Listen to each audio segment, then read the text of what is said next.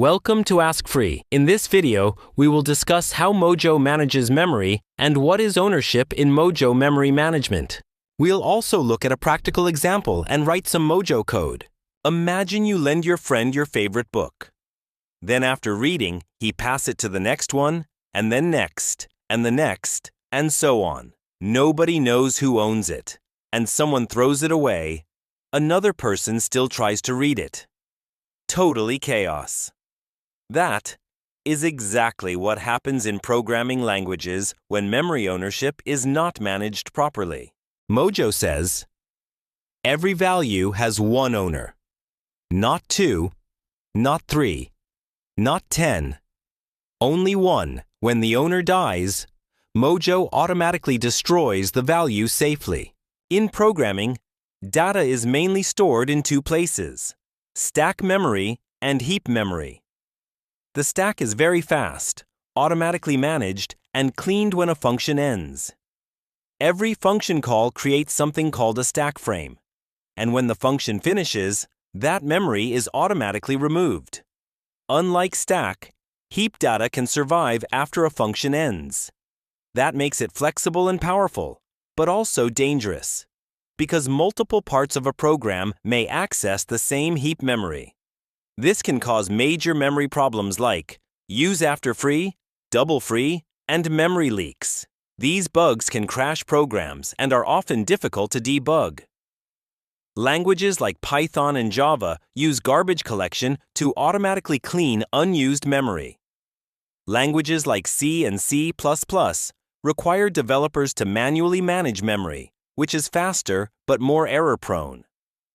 Modern languages like Mojo use ownership systems to make memory management both safe and high performance.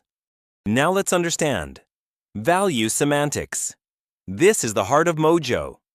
If x is a variable with value 1 and y is a second variable whose value is same as x, it means y also has value 1. If we increase y by 1, x will not change as both are separate variables. Now x and y are two separate variables, like green apple and red apple are two different apples.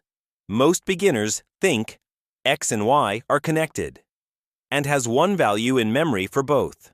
But no sirdo. Mojo copies the value. So x remains 1 and y becomes 2 when we increment y only. When y was created, Mojo made a copy.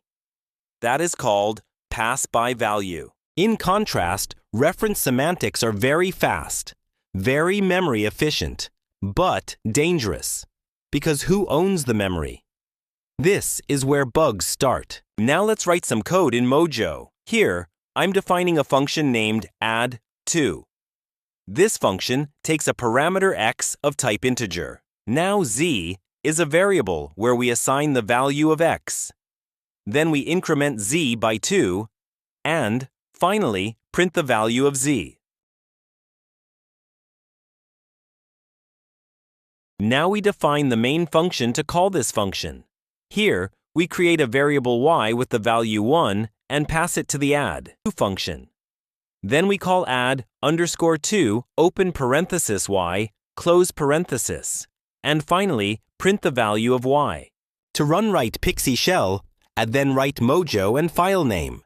Here, you can see that z increases by 2, but y remains the same because they are separate variables.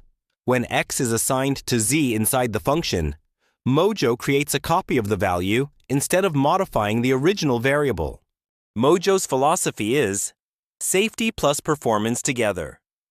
Other languages usually choose one. Thank you for watching. Please like, share, and subscribe to learn more about Mojo.